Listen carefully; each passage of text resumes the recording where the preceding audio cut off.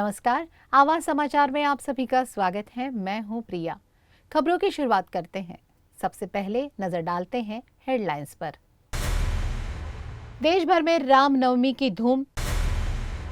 प्रधानमंत्री ने किया रामेश्वरम में पंबन ब्रिज का उद्घाटन। रामनवमी के दिन उद्धव का बीजेपी पर हमला। राम की तरह भूमिका अदा करे बीजेपी, झूठे वादे न दे। किसान नेता जगजीत सिंह डल्लेवाल ने खत्म की 3.5 महीने बाद भूख हड़ताल। सुप्रीम कोर्ट ने 6 पूर्व हाईकोर्ट जजों को दी सीनियर एडवोकेट की उपाधि। और अब खबरें विस्तार से।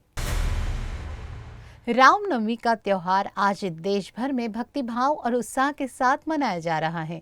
अयोध्या में पवित्र सरयू नदी में स्नान के साथ रामनवमी पर्व के उत्साह का आगाज हो गया है।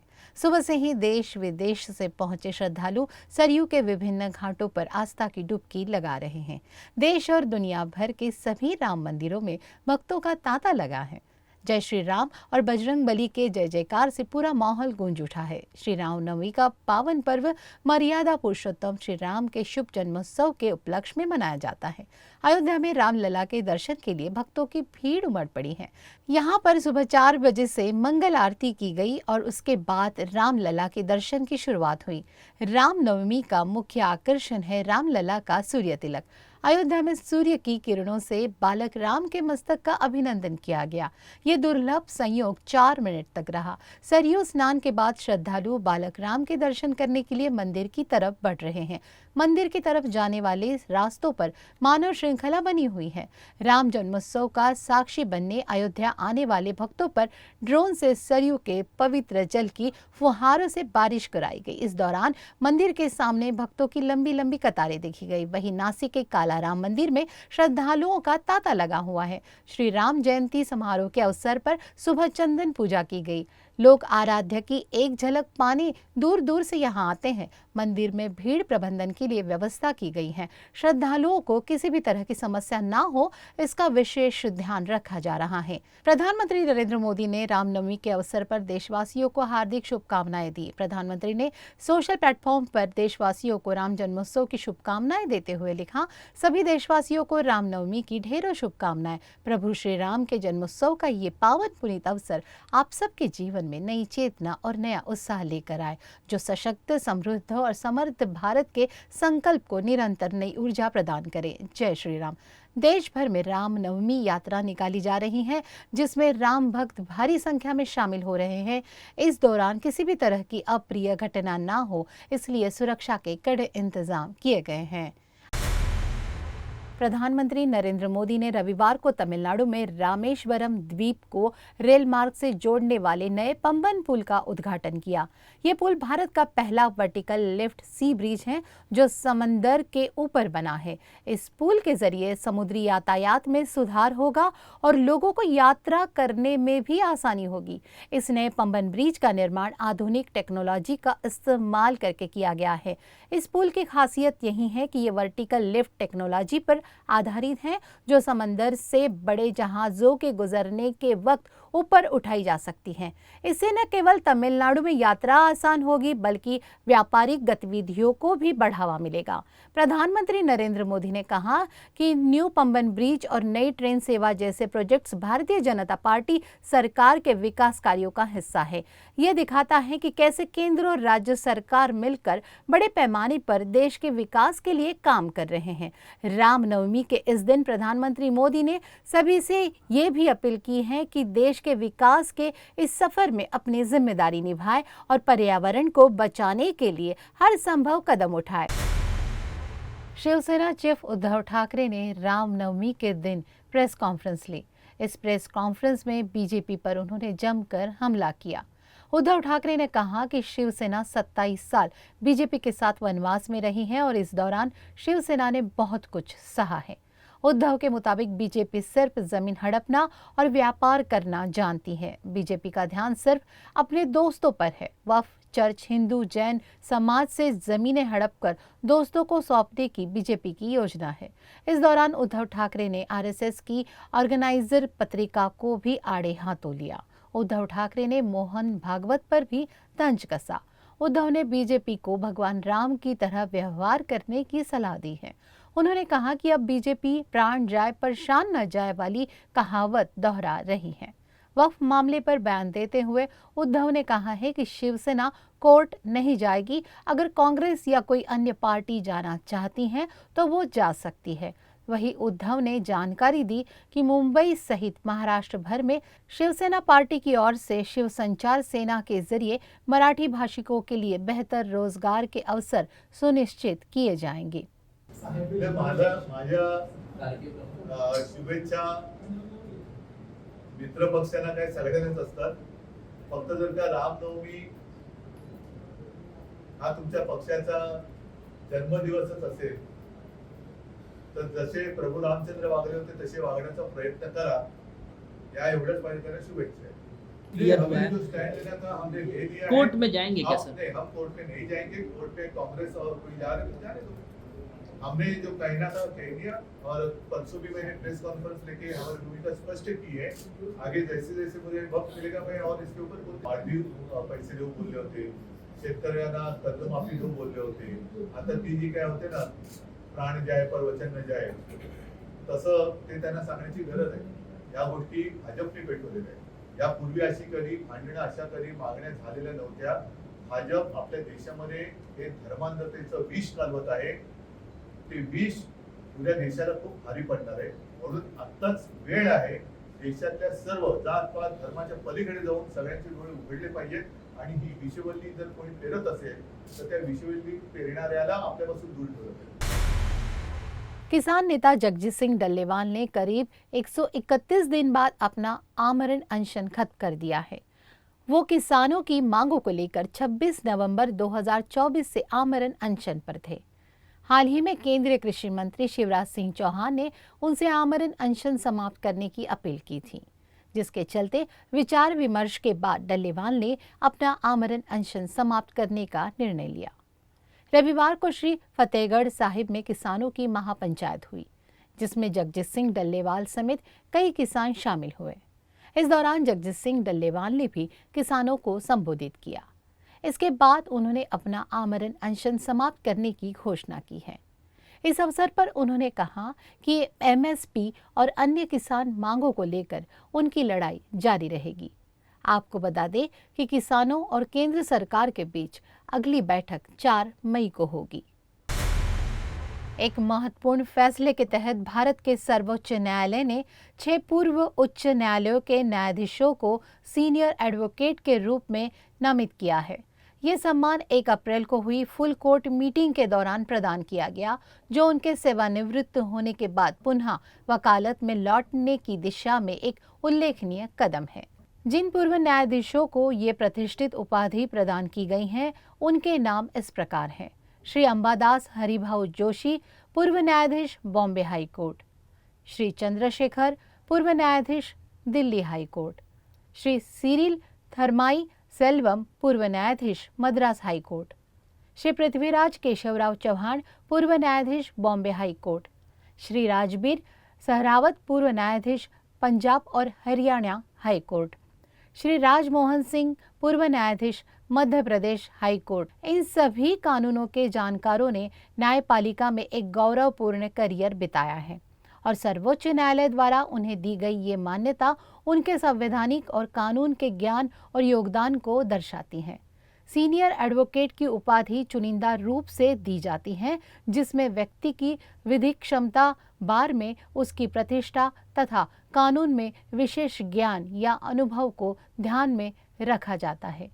ये उपाधि उन्हें कानून के क्षेत्र में एक विशिष्ट स्थान देती है, जिससे वे अपने अनुभव और समझ से कानून की सेवा में और अधिक योगदान दे सकते हैं। जानकारी के लिए बता दें कि जजों के रिटायरमेंट के बाद दोबारा से सीनियर पद पर बहाल कर प्रैक्टिस करने के इस फैसले को लेना आसान नहीं है। इस निर्णय को लेने के लिए बाकायदा देश के बड़े कानून के जानकारों की एक टीम रिफॉर्म की गई है, जो देश और राज्य की कानूनी मामलों में ज़रूरतों को ध्यान में रखते हुए देश भर के सैकड़ों रिटायरमेंट जजों में कुछ लोगों को चुनते हैं और इसी तरह की चयन प्रक्रिया में संबंधित इन 6 जजों का भी चयन किया गया है। इनके चयन की प्रक्रिया में देश के चीफ जस्टिस ऑफ इंडिया की सहमति के साथ साथ ऑल इंडिया बार काउंसिलिंग की ओर से भी अपॉइंटेड लोगों की एक कमेटी इस बाबत चयन प्रक्रिया में महत्वपूर्ण भूमिका अदा करती हैं। कानून के क्षेत्र में किस तरह से रिटायर्ड जज को पदोन्नति की जाती है ताकि वो देश की सबसे बड़ी अदालत में जाकर फिर से बतौर सीनियर ओहदे पर अपनी सेवा दे, उनका चयन किस तरह से किया जाता है, इस बारे में आवाज इंडिया संवाददाता सर्वेश तिवारी ने वरिष्ठ एडवोकेट गुणरत्न सदावर्ते से फोन पर खास बातचीत की। आइए सुनते हैं। सदावर्ते जी, आपका आवाज इंडिया टीवी में स्वागत है। हाल ही में सर, जो 6 जज जो देश के अलग अलग राज्यों में रिटायर्ड हुए हैं, जिसमें मुंबई हाई कोर्ट के जज अंबादास हरिभाऊ जोशी हैं, दिल्ली हाई कोर्ट के जज चंद्रशेखर जी हैं, मद्रास हाई कोर्ट के जज सिरिल थमराई हैं, सेल्वम हैं। तो ऐसे जो 6 जज वापस से जो वरिष्ठ senior as a advocate appoint किए गए हैं, जो वहां के हाई कोर्ट में तो प्रैक्टिस नहीं कर सकेंगे लेकिन ये सुप्रीम कोर्ट में प्रैक्टिस कर सकेंगे। तो इसके जो सिलेक्शन की जो पूरी विधि होती है, ये प्रोसेस क्या होता है, कौन करता है इसका सिलेक्शन? जो कमेटी होती है, क्या चीफ जस्टिस ऑफ इंडिया की कोई कमेटी होती है या ऑल इंडिया बार काउंसिल से भी जुड़े लोग इसमें होते हैं? देखिए, ऐसा है कि जो माननीय उच्च न्यायालय से जो रिटायर्ड होते हैं या उनका टेन्योर खत्म होता है, ऐसे ऑनरेबल जजेस को, देखिए संविधान में जो है कि तुम हाईकोर्ट से रिटायर्ड भी भले हो जाए लेकिन आप सुप्रीम कोर्ट में प्रैक्टिस कर सकते हो, वरिष्ठ वकील बोल के कर सकते हो जी। ये कुछ पहली बार चयन नहीं किया गया है जी। इसके पहले भी ऑनरेबल जस्टिस BH मार्लापल्ले जो बॉम्बे हाईकोर्ट के वरिष्ठ जज थे, वो सुप्रीम कोर्ट में वरिष्ठ वकील है जी। और माननीय न्यायाधीश श्री अंबादास जी जोशी साहब के बारे में आपने पूछा जी। तो ये भी एक एडमिनिस्ट्रेटिव ट्रिब्यूनल के चेयरमैन रह चुके हैं और माननीय उच्च न्यायालय के न्यायमूर्ति रह चुके हैं जी। और उनका जो काबिलियत और उनकी जो काम करने का जो यानी वरिष्ठ वकील किसे कहा जाता है चयन करने के पहले या सोचा जाता है जी। कि वो कुछ सुझाव दे सके, कुछ ये दे सके कि कोर्ट को यानी आमतौर पे जो वकील प्रैक्टिस करते हैं उसके अलावा एक नॉलेजेबल पर्सन के तौर से या रूप से देखा जाता है। इसकी एक चयन समिति होती है, वो चयन समिति जो है जिसके अंदर जो इसकी जो रिकमेंडेशंस होती है वो चयन समिति करती है और अंतिमतः जो डिसीजन होता है वो चीफ जस्टिस ऑफ इंडिया के इसे अनुमति से ही होता है। तो मेरा कहना यह है कि पहली बार नहीं हुआ है और जिन न्यायमूर्तियों के बारे में आप बोल रहे हो वो बहुत ही इंटीग्रिटी और बहुत ही अच्छे न्यायाधीश बोल के, महाराष्ट्र के न्यायाधीश माननीय न्यायमूर्ति अंबादास जोशी साहब के बारे में बोलो या आप किसी और चंद्रशेखर साहब के बारे में बोलो, ये सारे न्यायाधीश ना बहुत अच्छे, उम्दा और न्यायदान में भी बहुत अच्छे रहे वाले और बहुत ज्ञानी लोग हैं और किसी के बारे में क्लेश नहीं रखने वाले लोग थे, न्यायाधीश भी थे। ऐसे व्यक्तियों को सुप्रीम कोर्ट में यानी अपनी वकालत वरिष्ठ वकील बोल के करने की एक उपलब्धि होना, ये मैं ऐसा मानता हूँ कि लॉ को बहुत और भी स्ट्रॉन्गेस्ट पोजीशन पे लेके जाने की एक पहल है और मैं इसका स्वागत करता हूँ। सदावर्ते जी, आपका आवाज इंडिया टीवी से बात करने के लिए बहुत बहुत धन्यवाद। आवाज समाचार में यहाँ लेंगे एक ब्रेक।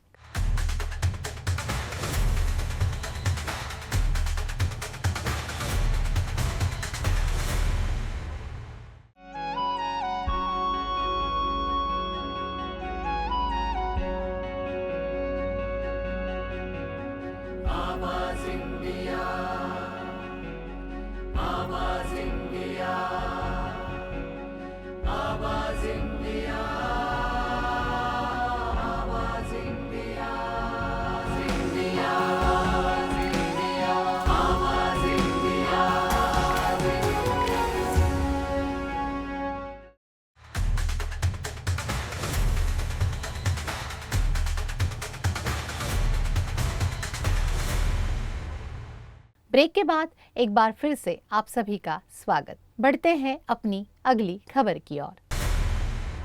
मनसे प्रमुख राज ठाकरे ने अपना मराठी भाषा आंदोलन पीछे ले लिया है। ठाकरे ने एक पत्र जारी कर घोषणा की कि वो आंदोलन वापस ले रहे हैं। उन्होंने मनसे कार्यकर्ताओं को आंदोलन की सफलता के लिए बधाई दी, लेकिन उन्हें अब आंदोलन बंद करने की उन्होंने इजाजत भी दे दी है। ठाकरे ने अपने पत्र में कहा है कि आंदोलन ने मनसे की ताकत और शक्ति को दिखाया है। ठाकरे ने कहा कि मैं सरकार से कहना चाहता हूं कि उसे सभी बैंकों और सरकारी प्रतिष्ठानों के लिए मराठी का उपयोग अनिवार्य कर देना चाहिए, फिर हम कानून को अपने हाथ में नहीं लेंगे। हमने इस मुद्दे पर पर्याप्त जागरूकता फैलाई है, इसलिए अभी के लिए आंदोलन बंद कर रहे हैं। आपको बता दें कि कुछ दिनों पहले महाराष्ट्र के मुख्यमंत्री देवेंद्र फडणवीस ने मराठी भाषा विवाद उठने पर कहा था कि वे किसी को भी कानून हाथ में नहीं लेने देंगे। इस पर भी राज ठाकरे ने कहा कि कानून को हाथ में लेने की हमारी भी कोई इच्छा नहीं है, लेकिन आप कानून के रक्षक हैं, तो क्या रिजर्व बैंक के नियमों का पालन करवाना आपका काम नहीं है? आप बैंकों और अन्य संस्थानों को मराठी का सम्मान करने के लिए कहें, फिर हम कानून हाथ में नहीं लेंगे। मनसे प्रमुख राज ठाकरे ने अपना मराठी भाषा आंदोलन पीछे ले लिया है। ठाकरे ने एक पत्र जारी कर घोषणा की कि वो आंदोलन वापस ले रहे हैं। उन्होंने मनसे कार्यकर्ताओं को आंदोलन की सफलता के लिए बधाई दी, लेकिन उन्हें अब आंदोलन बंद करने की उन्होंने इजाजत भी दे दी है। ठाकरे ने अपने पत्र में कहा है कि आंदोलन ने मनसे की ताकत और शक्ति को दिखाया है। ठाकरे ने कहा कि मैं सरकार से कहना चाहता हूं कि उसे सभी बैंकों और सरकारी प्रतिष्ठानों के लिए मराठी का उपयोग अनिवार्य कर देना चाहिए, फिर हम कानून को अपने हाथ में नहीं लेंगे। हमने इस मुद्दे पर पर्याप्त जागरूकता फैलाई है, इसलिए अभी के लिए आंदोलन बंद कर रहे हैं। आपको बता दें कि कुछ दिनों पहले महाराष्ट्र के मुख्यमंत्री देवेंद्र फडणवीस ने मराठी भाषा विवाद उठने पर कहा था कि वे किसी को भी कानून हाथ में नहीं लेने देंगे। इस पर भी राज ठाकरे ने कहा कि कानून को हाथ में लेने की हमारी भी कोई इच्छा नहीं है, लेकिन आप कानून के रक्षक हैं, तो क्या रिजर्व बैंक के नियमों का पालन करवाना आपका काम नहीं है? आप बैंकों और अन्य संस्थानों को मराठी का सम्मान करने के लिए कहें, फिर हम कानून हाथ में नहीं लेंगे। महाराष्ट्र के अंबरनाथ में बीजेपी के पूर्व नगर सेवक रोहित महाड़ी के कार्यालय पर अज्ञात लोगों ने तलवार से हमला किया। ये घटना रात 10:30 बजे के आसपास हुई, जब कुछ लोग कार्यालय में बैठे हुए थे। 5 से 7 अज्ञात लोगों की गैंग ने अचानक कार्यालय में घुसकर तलवारों से तोड़फोड़ की और कार्यकर्ताओं पर हमला करने की कोशिश की। कार्यकर्ताओं ने कुर्सियों से हमले को रोकने की कोशिश की। हमलावर हमला कर भाग गए। इस मामले में शिवाजीनगर थाने में मामला दर्ज कर लिया गया है। पुलिस आरोपियों की तलाश कर रही है। हमलावरों की पहचान अब तक नहीं हो पाई है। ये घटना सीसीटीवी कैमरे में कैद हो गई है। आपको बता दें कि अंबरनाथ में पुलिस ने हाल ही में अवैध हथियारों के साथ आरोपियों को गिरफ्तार किया था। इससे पहले भी शहर में कई घटनाएं हो चुकी हैं। महाराष्ट्र के लातूर जिले से एक चौंकाने वाली खबर सामने आई है। खबर के मुताबिक नागपुर के नगर निगम आयुक्त और प्रशासक बाबा साहेब मनोहरे ने अपनी जान लेने की कोशिश की। सूत्रों के मुताबिक आयुक्त बाबा साहेब मनोहरे ने खुद पर गोली चलाई, जिससे वो घायल हो गए। जख्मी हालत में आयुक्त मनोहरे को एक निजी अस्पताल में इलाज के लिए भर्ती किया गया, जहां उनका इलाज जारी है। जानकारी के मुताबिक ये वारदात 5 अप्रैल शनिवार के देर रात के समय की है। इस वारदात को लेकर सभी के जहन में सिर्फ एक ही सवाल है कि आयुक्त मनोहरे ने इस तरह का खतरनाक कदम क्यों उठाया। फिलहाल इस मामले को लेकर स्थानीय पुलिस आगे की जांच पड़ताल कर रही है। और यहाँ लेते हैं एक छोटा सा ब्रेक।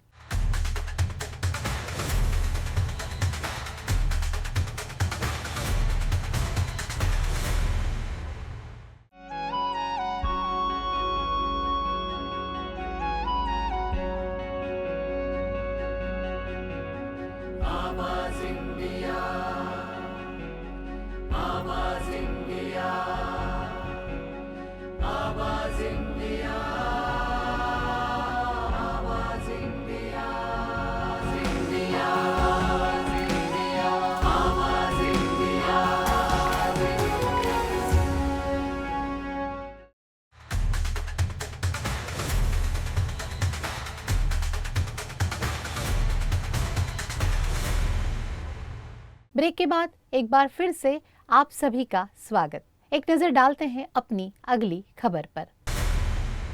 क्रिकेटर महेंद्र सिंह धोनी ने हाल ही में दिए अपने पॉडकास्ट में आईपीएल से संन्यास की खबरों पर चुप्पी तोड़ी।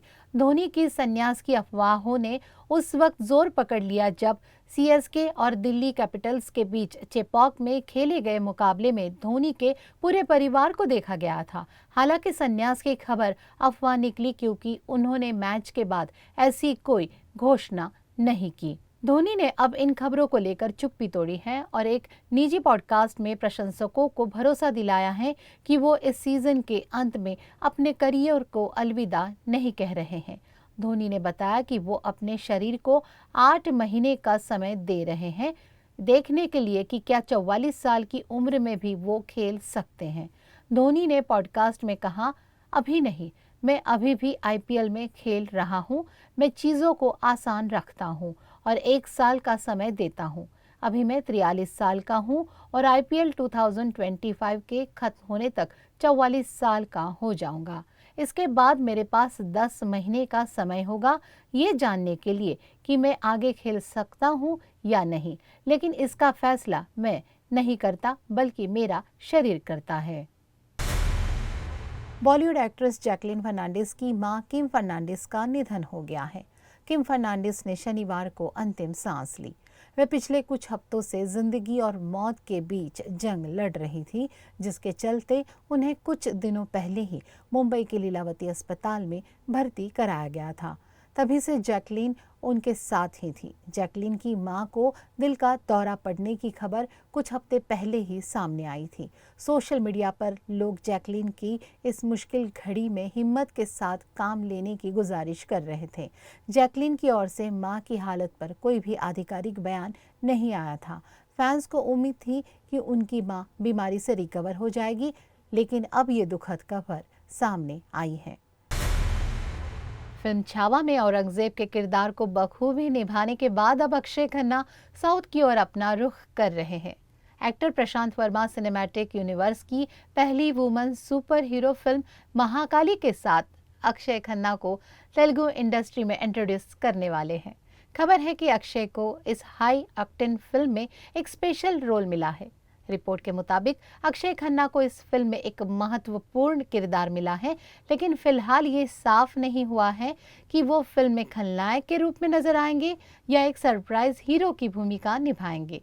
फिल्म का निर्माण फिलहाल प्री प्रोडक्शन स्टेज पर है और निर्माता प्रशांत वर्मा और डायरेक्टर पूजा अपर्णा कोल्लरू टीम के बाकी हिस्सों को अंतिम रूप देने में बिजी हैं। कहा जा रहा है कि प्रशांत इस बात को लेकर काफी उत्साहित हैं कि वो फिल्म में किसे लीड रोल में लेना चाहते हैं, क्योंकि ये उनकी पहली महिला सुपर हीरो फिल्म है और इसके लिए खास टीम की आवश्यकता होगी। आवाज समाचारों में फिलहाल के लिए इतना ही। आप देखते रहिए आवाज इंडिया।